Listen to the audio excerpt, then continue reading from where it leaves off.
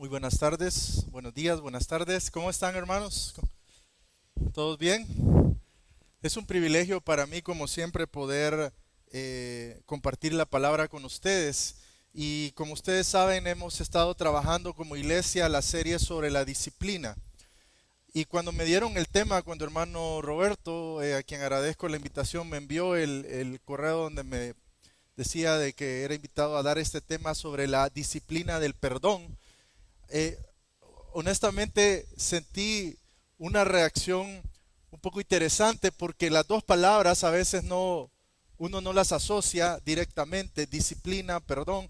¿Es el perdón una disciplina? Me empecé a preguntar y luego empecé a orar, a estudiar la palabra y lo que quiero compartir con ustedes en esta mañana es primero que vemos en las escrituras, en la Biblia y sobre todo vamos a ver en el libro de Génesis que el perdón no es solamente un acto puntual, sino que el perdón se presenta como un peregrinar, como un caminar e incluso también como una disciplina.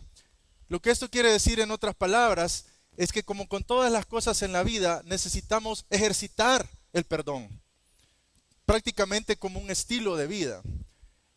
Y en ese sentido creo que cabe bien la palabra disciplina. Pero déjenme enfocar el tema de hoy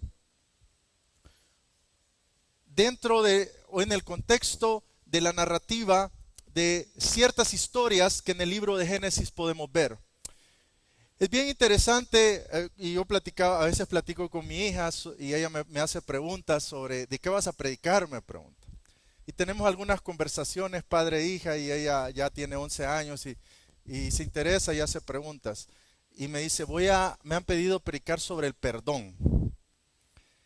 Y ¿saben qué me dijo ella? Ella me dijo, ¿y por qué no les cuentas una historia? ¿Y saben qué me hace pensar en eso? Porque de hecho quiero contar una historia con ustedes. Porque es interesante pensar que la Biblia no nos da, o lo primero que la Biblia encontramos no es necesariamente una definición encajonada, una definición sistemática de perdón. Esto es perdonar. Sino que la Biblia hace algo aún mejor que eso. La Biblia nos cuenta historias sobre el perdón. Historias de personajes de la vida real, personajes complejos, como usted y como yo, con relaciones complejas. Y algo que me ha llamado poderosamente la atención desde hace algún poco tiempo atrás es leer el libro de Génesis teniendo en mente las diferentes relaciones entre hermanos que el libro de Génesis cuenta. ¿Cuál es la primera relación entre hermanos que el libro de Génesis cuenta? Caín y Abel. Génesis 4. Bien rápido en la narrativa de Génesis. Uno ni siquiera avanza, solo 3 capítulos avanza uno. Y ya se encuentra con la primera relación entre hermanos. ¿Cómo termina esa relación? Termina mal, ¿verdad? Muy, muy mal. Caín, por celos a Abel y porque su ofrenda no fue agradable como fue agradable la de Abel, termina matándolo. Termina muy mal. Ahora, Génesis no nos deja ahí. Y esta es la importancia, hermanos, en que nos ejercitemos a leer Génesis por lo que es. Una narrativa. Un libro lleno de historias. Luego de esa historia vemos otra relación entre hermanos. ¿Dónde encontramos la siguiente relación entre hermanos?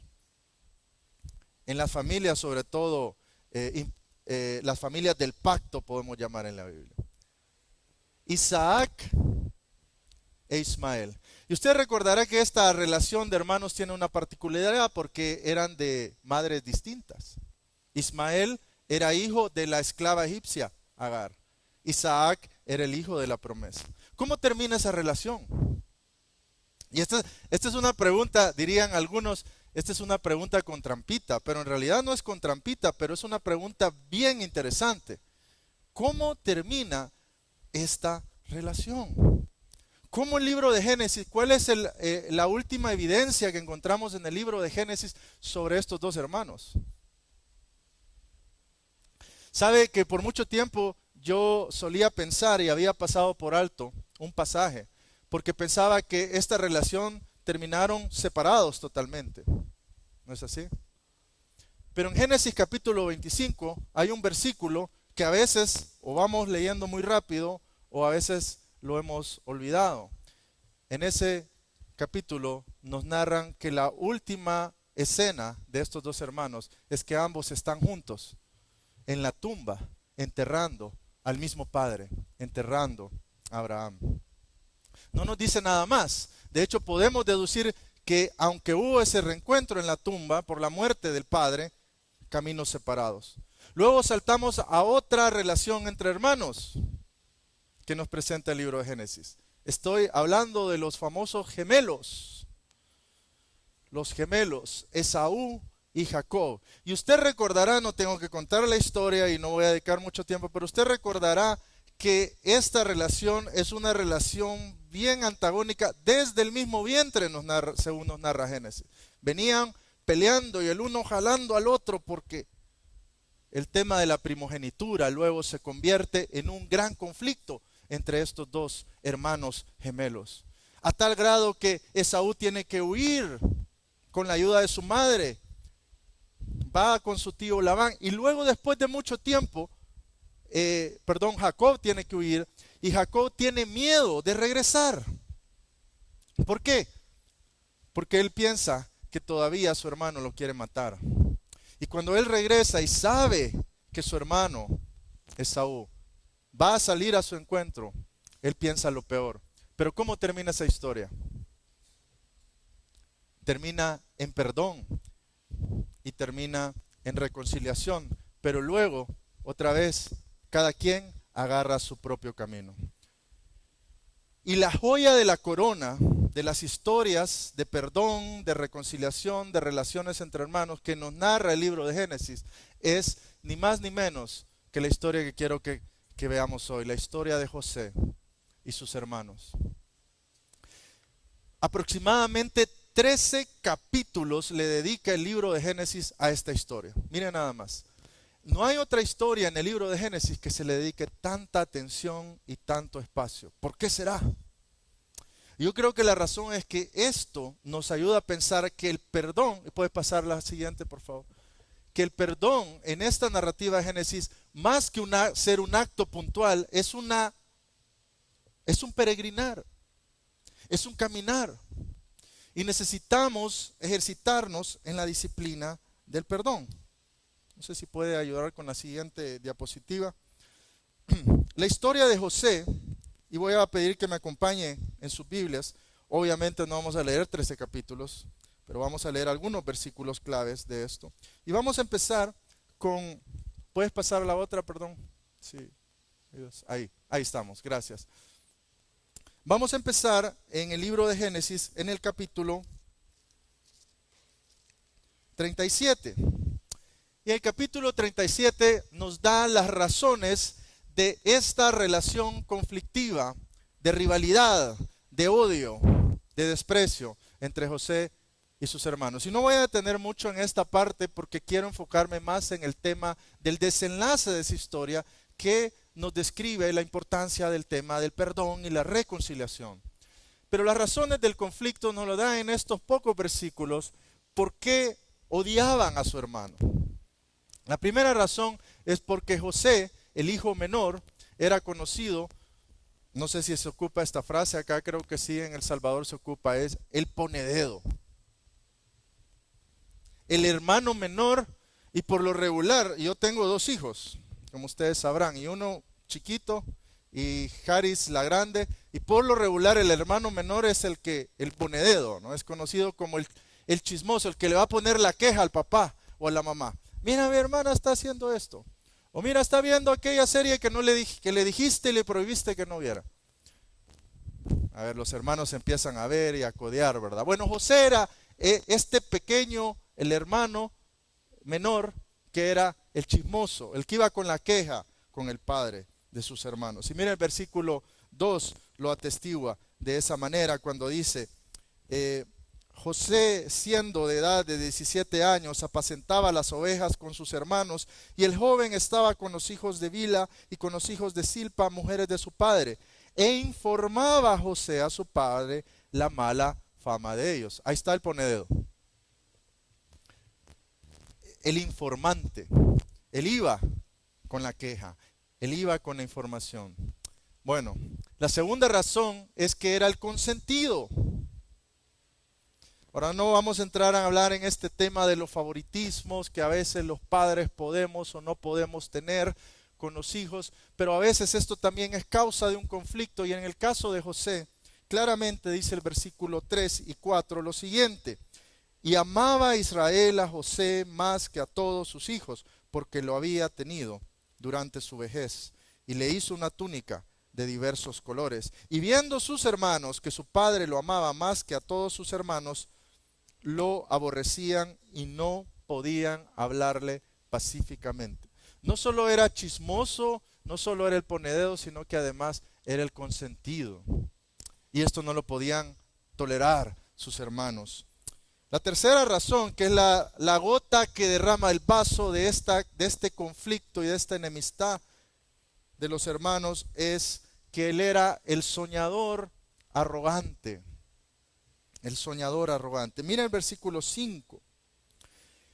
Y soñó José un sueño y lo contó a sus hermanos, y ellos llegaron a aborrecerle más todavía. Ahora usted sabe de qué se trataba el sueño. El sueño se trataba, en pocas palabras, y era fácil para ellos interpretarlo, de que ellos iban a adorarle a él, ellos iban a rendirle pleitesía a él. De hecho, luego cuenta otro sueño sus padres, donde sugiere este sueño, que aún el sol, no solo las estrellas que eran sus hermanos, su padre mismo iba a inclinarse delante de él. ¿Qué clase de sueño es esto? Un jovencito de 17 años, el soñador arrogante. Así que era chismoso, miren, era el consentido del padre y engreído. Ahora, esto va a generar en sus hermanos tal conflicto con él, tal odio, que se va a desencadenar en un evento donde ellos lo venden. Ahora, solo quiero que veamos unos versículos relacionados a esto. 14, versículo 17. Aquel hombre respondió: ya se había ido de aquí, y yo le oí decir: vamos a Dotán. Entonces José fue tras de sus hermanos y los halló en Dotán. El padre, Jacob, le había pedido a José que fuera a buscar a sus hermanos. Y miren el versículo 18. Quiero que ustedes reparen en este versículo 18, porque me parece que hay una frase clave acá. Dice: cuando ellos, los hermanos de José, lo vieron de lejos, antes que llegara cerca de ellos, conspiraron contra él para matarle. Y dijeron el uno al otro: he aquí viene el soñador, este engreído, ¿no? El arrogante. He aquí viene el soñador. Ahora pues, venid y matémosle y echémosle en una cisterna. Y diremos: alguna mala bestia lo devoró, y veremos qué será de sus sueños. Cuando Rubén oyó esto, lo libró de sus manos y dijo: no lo matemos. Y les dijo Rubén: no derraméis sangre, echadlo en esta cisterna que está en el desierto, y no pongáis mano en él. Dijo esto para librarlo de sus manos, para hacerlo volver a su padre. Sucedió pues que cuando llegó José a sus hermanos, ellos quitaron a José su túnica, la túnica de colores que tenía sobre sí, y le tomaron y le echaron en la cisterna, pero la cisterna estaba vacía. Y se sentaron a comer pan, y alzando los ojos miraron, y aquí una compañía de ismaelitas que venían de Galaad, y sus camellos traían aromas, bálsamos y mirra, y iban a llevarlo a Egipto. Entonces Judá, póngale atención a este Judá, porque luego va a reaparecer de manera protagónica nuevamente al final de la historia. Entonces Judá dijo a sus hermanos: ¿qué provecho hay en que matemos a nuestro hermano y encubramos su muerte? Venid y vendámosle a los ismaelitas, y no sea nuestra mano sobre él, porque él es nuestro hermano, nuestra propia carne. Y sus hermanos convinieron con él. Y cuando pasaban los madianitas mercaderes, sacaron ellos a José de la cisterna y le trajeron arriba, y le vendieron a los ismaelitas por 20 piezas de plata, y llevaron a José a Egipto. Pero otra vez el versículo 18. Léalo conmigo de nuevo. El versículo 18 dice, cuando le vieron, ¿qué dice? De lejos. Hermano, ¿sabe que hay esto me parece que no es solamente algo para describir que él estaba físicamente lejos, sino que tiene un significado aún más trascendental. Y es que solo podemos maquinar en contra de nuestro prójimo cuando le vemos de lejos, cuando no le vemos cerca, cuando no le miramos a los ojos. Es muy difícil planear un complot en contra de alguien cuando nos atrevemos a acercar la mirada y mirarlo a los ojos. Ellos maquinaron este complot de la muerte y deshacerse de su hermano cuando él estaba aún de lejos. Se cuenta la historia de que ustedes conocen el Holocausto en la Segunda Guerra Mundial, este evento tan trágico, y muchas veces yo me he preguntado, ¿cómo fue posible que los seres humanos perpetraran un homicidio y un genocidio masivo tan horrible como este? Y saben que leyendo un poquito de historia, uno se da cuenta de que muchas de las personas que trabajaban en los campos de concentración nunca miraron de cerca. Es más, nunca conocieron y nunca miraron a sus víctimas. Porque el sistema, el engranaje era tan complejo y estaba hecho de tal manera para evitar que aquellos que ponían el polvito en esas llamadas duchas, donde luego otro iba a prender la ducha y luego iba a pasar el gas que iba a matar. Ellos eran parte de un engranaje que estaba sofisticadamente elaborado para que nunca vieran en el rostro a sus víctimas. Es más fácil perpetrar un mal en contra del prójimo cuando no le vemos de cerca. Por eso evitamos muchas veces la mirada y poder tener a nuestro prójimo cara a cara. El hermano se convierte entonces en un extraño para su propia sangre. Ahora, la historia termina con un giro de eventos de una manera magistral. La historia termina con un reencuentro inesperado. Puedes pasar a la siguiente, por favor. Y vamos a saltarnos capítulo 42. ¿Usted conoce el resto de la historia? ¿Qué es lo que pasa con José? Génesis nos dice en estos capítulos una y otra vez que José, a pesar de que va con Potifar, le va mal, ¿verdad? La esposa de Potifar quiere seducirlo. Cuando él no se deja, entonces le ponen mal, lo echan a la cárcel, luego pasa en la cárcel. Más siempre se nos recuerda que Jehová estaba con José. A pesar de las circunstancias, Jehová estaba con José. Luego interpreta los sueños de algunos de los que estaban en la cárcel, y luego el copero del rey que estaba en la cárcel, y luego lo ponen en libertad. Cuando Faraón tiene sueños, no hay nadie que interprete los sueños, y él se acuerda, el copero del rey se acuerda de José. Lo llaman y él interpreta correctamente los sueños.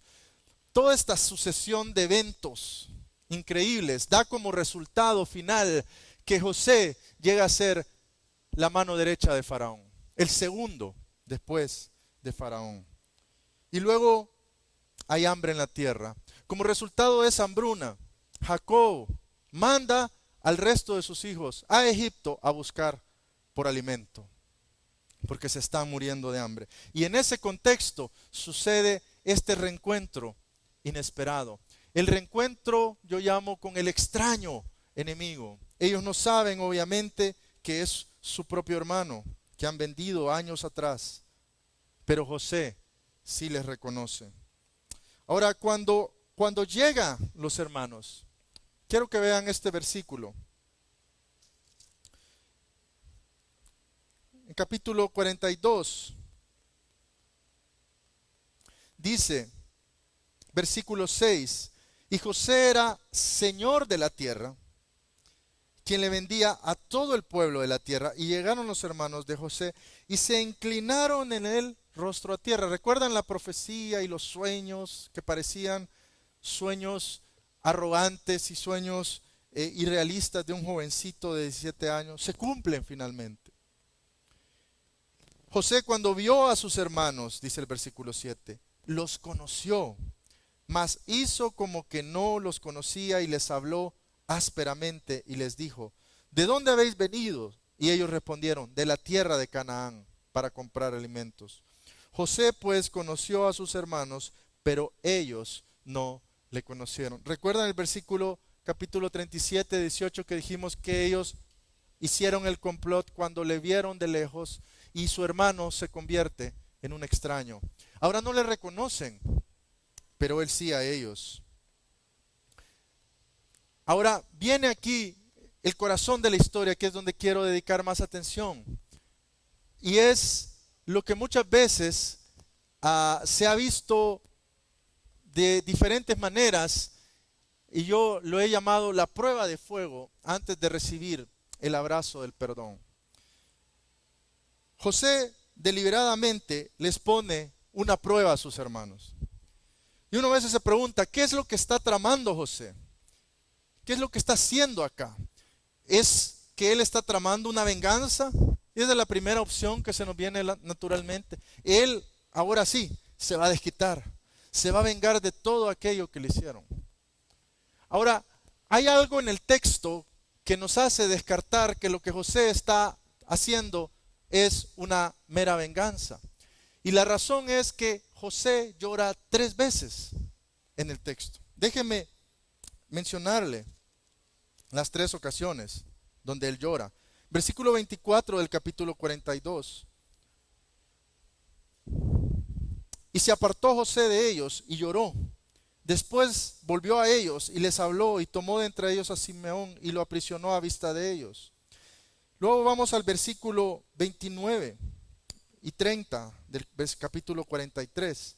Y alzando José sus ojos, vio a Benjamín su hermano, hijo de su madre, y dijo: ¿es este vuestro hermano menor de quien me hablasteis? Y dijo: Dios tenga misericordia de ti, hijo mío. Entonces José se apresuró, porque se conmovieron sus entrañas a causa de su hermano, y buscó donde llorar, y entró en su cámara, y lloró allí. Y finalmente, la tercera ocasión donde él llora, capítulo 45, versículo 1. No podía ya José contenerse delante de todos los que estaban al lado suyo, y clamó: haced salir de mi presencia a todos. Y no quedó nadie con él, al darse a conocer José a sus hermanos. Entonces se dio a llorar a gritos, y oyeron los egipcios, y oyó también la casa de Faraón. Una persona, mis hermanos, que está perpetrando una venganza, no llora, no se conmueve, no se quebranta. No es una venganza simplemente lo que José está haciendo, es algo aún más importante que tiene que ver con el corazón del tema, que es el perdón. José está dispuesto a dar lo que yo llamo el abrazo del perdón a sus hermanos, pero lo hace en 3 movimientos. ¿Sabe que el perdón muchas veces tiene que ser visto como un regalo?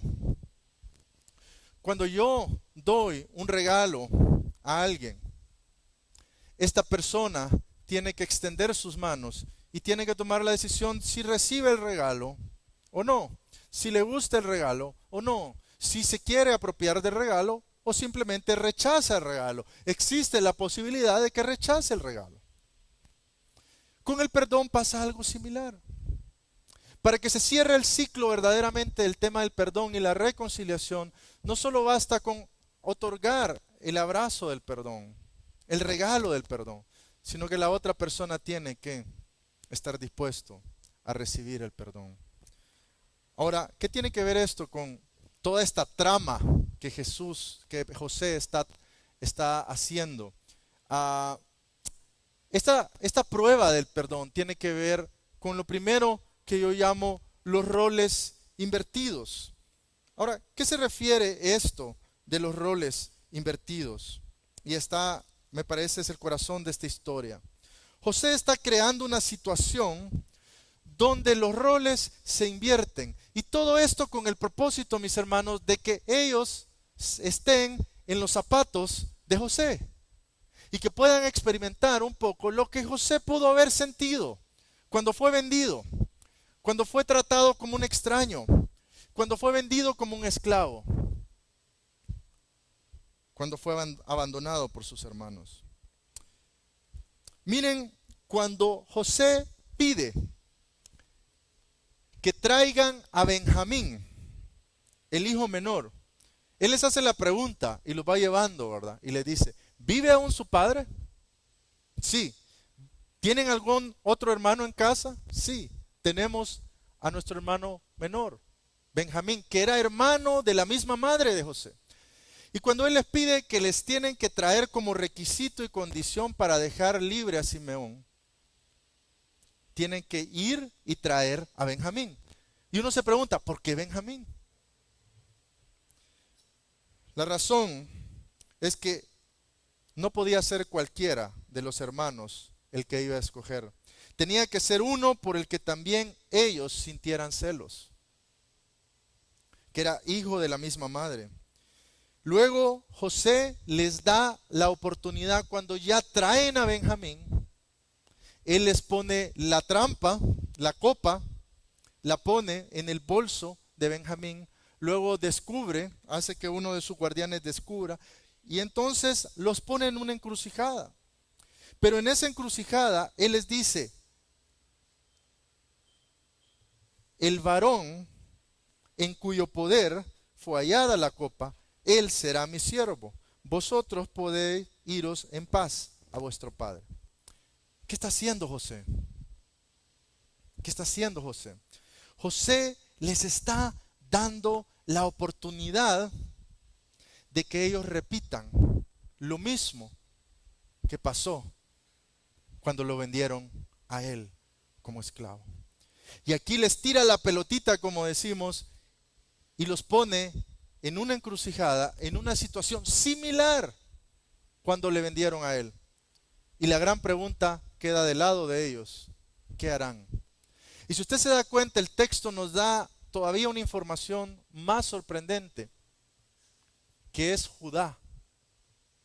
Es Judá, aquel que tuvo la idea de vender a José. ¿Se acuerdan? Judá es el mismo que aparece como protagonista, es el mismo que toma un paso al frente y él dice, Judá,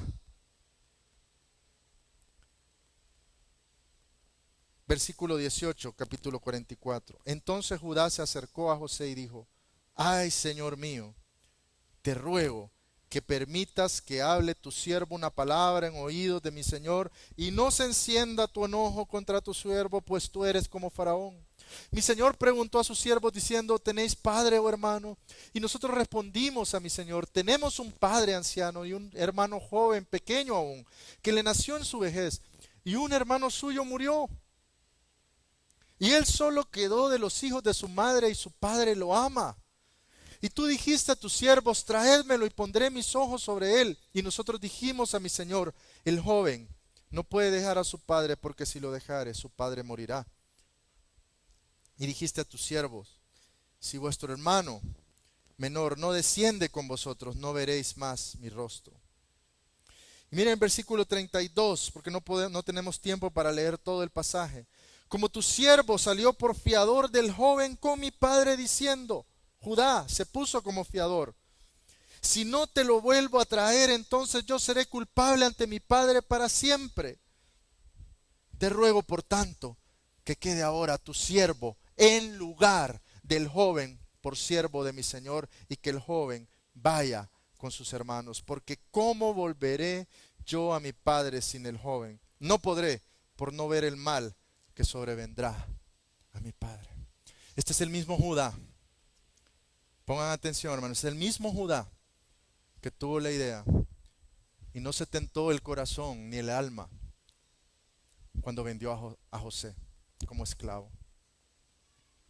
Hermanos, la vida y Dios, a través de la vida y la circunstancia, nos pone a veces en una circunstancia donde tenemos la oportunidad de enmendar.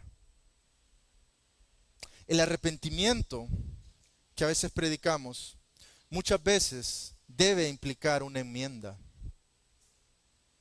Y aquí Judá está en una circunstancia, en una situación provocada por José, similar.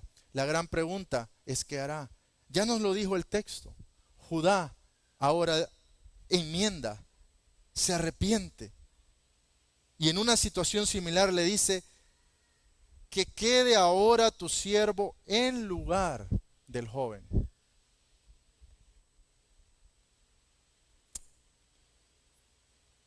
Los hermanos de José sospecharon de él como ambicioso.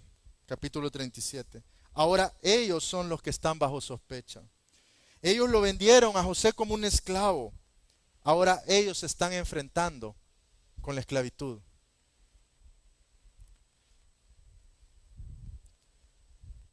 Ellos hicieron pasar por un tremendo dolor a su padre al perder a su hijo. Ahora ellos serán testigos del mismo dolor otra vez, pero no por culpa de ellos. Pero sobre todas las cosas, ellos trataron a su hermano en capítulo 37 como un extraño. Y ahora tendrán que darse cuenta que el extraño no es otro, sino su hermano. Esto es lo que la narrativa bíblica nos da. Es una riqueza tremenda cuando nos pone en una circunstancia de lo que yo llamo los roles invertidos. Pero hermanos, repito, esto no se trata de un complot para vengarse. Esto se trata de perdón, de arrepentimiento, de enmienda, pero sobre todas las cosas de reconciliación. Y déjenme avanzar porque el tiempo también avanza y terminar. ¿Cómo termina esto? Perdón y reconciliación.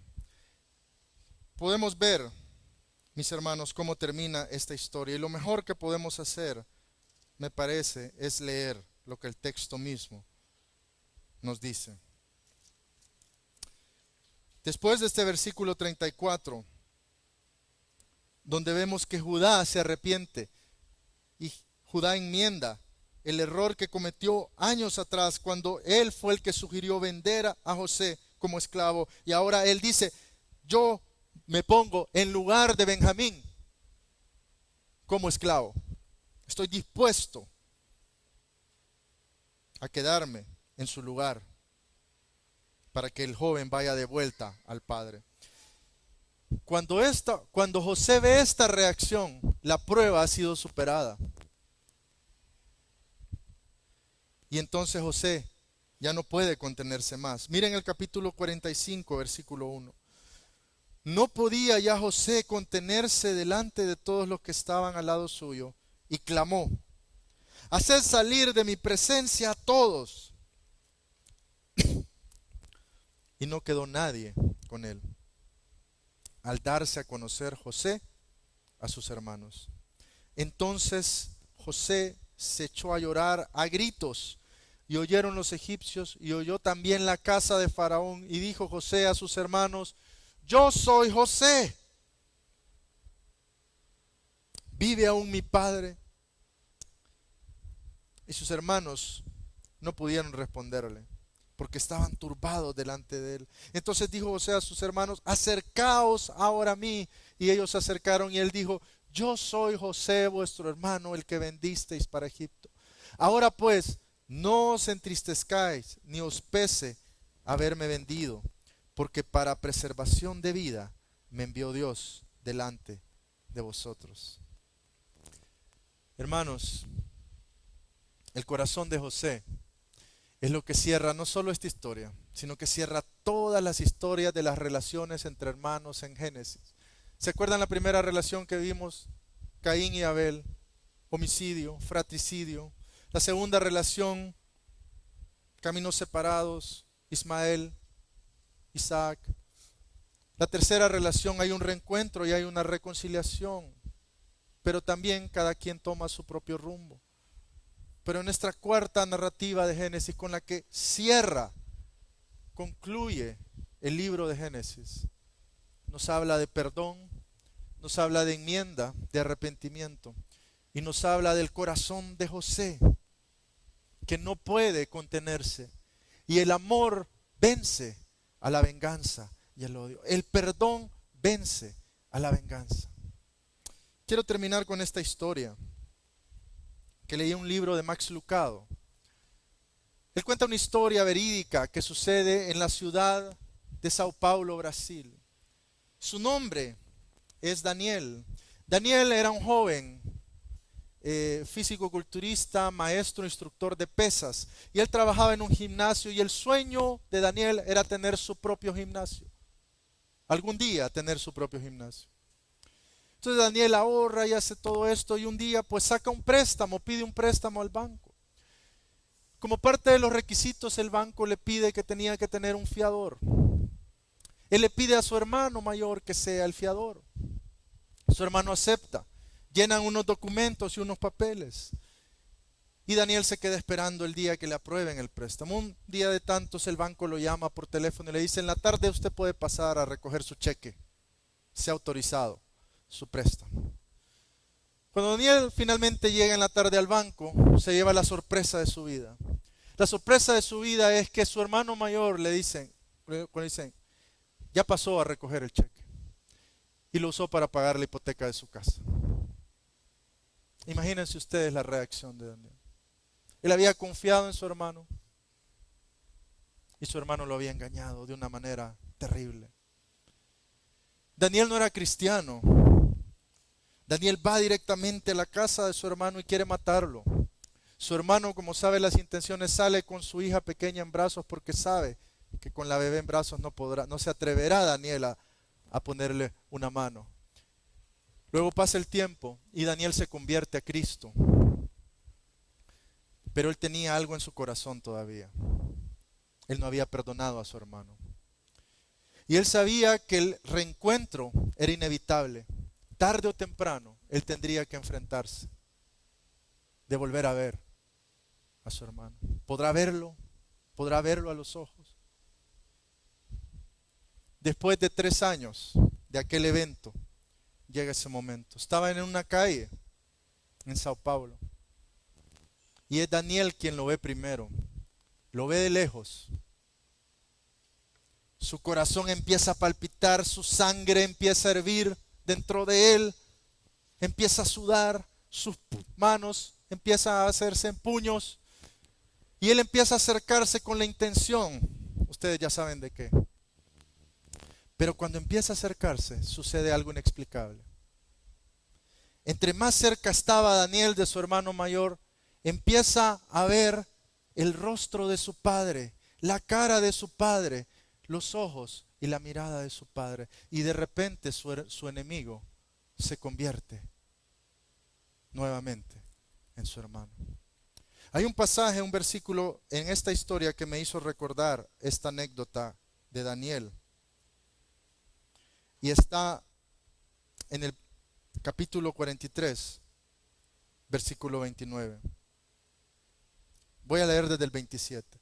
Entonces les preguntó José, ¿cómo estaban? Y dijo, vuestro padre, el anciano que dijisteis, ¿lo pasa bien? ¿Vive aún? Y ellos respondieron, bien, va tu siervo nuestro padre, aún vive. Y se inclinaron e hicieron reverencia. Y miren el 29. Y alzando José sus ojos, vio a Benjamín, su hermano, hijo de su madre, y dijo, ¿es este vuestro hermano menor de quien me hablasteis? Y dijo, Dios tenga misericordia de ti, hijo mío. Entonces José se apresuró, porque se conmovieron sus entrañas a causa de su hermano, y buscó donde llorar, y entró en su cámara, y lloró allí. Piensa en José, viendo el rostro de Benjamín.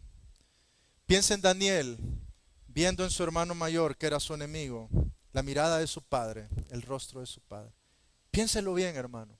La próxima vez que usted quiera buscar venganza con aquel que le ha hecho mal, con aquel que le ha dañado de una u otra manera, aquel que le debe algo, aquel que le ha herido, mírelo bien, mírelo a los ojos y podrá ver el rostro de su Padre. Jesucristo, Pablo dice en Colosenses, de la misma manera que habéis sido perdonados en Cristo, perdonaos los unos a los otros. Tenemos un hermano mayor, no se llama José, pero se llama Jesús.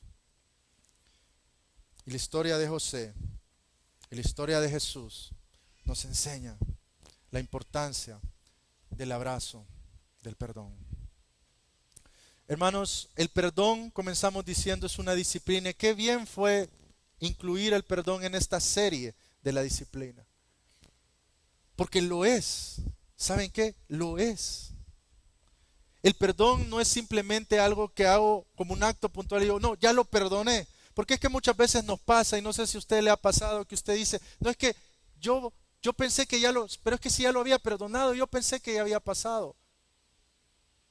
Si una cosa nos enseña la historia de José y toda esta secuencia de narrativas de perdón y reconciliación en Génesis, es que el perdón tiene que ser un estilo de vida, una práctica constante, y tenemos que ejercitarnos en el perdón y disciplinarnos en el perdón. Somos llamados a perdonar, y el Padre Nuestro que oramos cada día nos lo recuerda. Al final de la oración del Padre Nuestro está esa sentencia que nos confronta, nos pone contra la espada y la pared, porque nos dice, Padre, perdónanos, le decimos. Cada vez que usted y yo oramos el Padre Nuestro, repetimos, Padre, perdónanos.